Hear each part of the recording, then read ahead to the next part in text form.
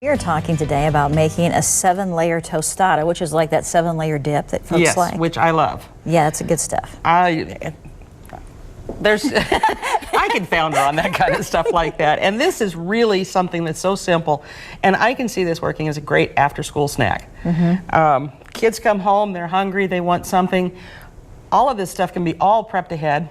Put in little baggies. Little baggies. You can set it out and they can make whatever they want themselves. Okay. So what we've got here is some tostadas. And you can crisp those up. Okay. And put one on there. Now, you have to have beans because that's the glue that holds everything onto it. So you start out with a layer of the beans, refried beans. Looks like they're nice and warm here. You can heat it. Everything can be done ahead of time and just reheat the beans and the hamburger. And also, you don't have to put the hamburger on if you don't want to. So put the beans on first? Just do the beans, and then you can add the hamburger. This is sour cream that I'm mixing some taco seasoning into. Oh.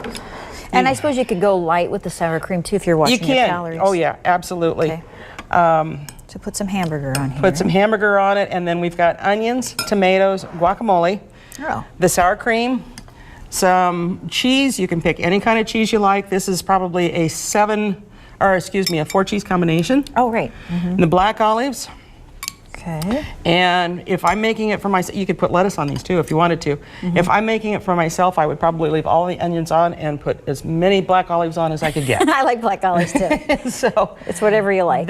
It's whatever you like, and all the kids have different tastes. So, and this might be a good way to get them to try guacamole if they haven't done it before. Right. When it's mixed in with stuff like that, then it's kind of an introduction to something that they may not be used to. Okay. Great. So it's just something fun that the kids can put together.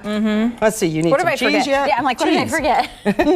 Okay, we'll put some cheese on top. Here we go. And then this can also work for a supper if you wanted to do it that way. Or one thing that you could do is you could put these in a casserole. You could layer it all up and then bake it to melt the cheese and heat things up. I probably save the tomatoes and the olives and put them, or just the tomatoes even, and put them on last. And then to eat it, you can use a fork. You can use a fork, or if you're really brave, like pick this, it up. which I don't know if folks want to see me do. Do we dare attempt that today?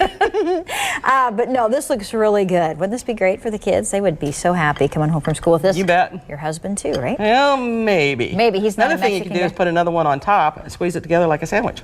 Oh, there we go. How about that? Fun. All right. So it's something the kids can put together themselves and they'll have fun doing it. All right. Thank you, Leslie. The recipe is already posted on our Pure Nebraska Facebook page. Over to you, John. Yeah, all right. Thank you. I think I would. Just eat it just like that with your hands. That sounds good. All right.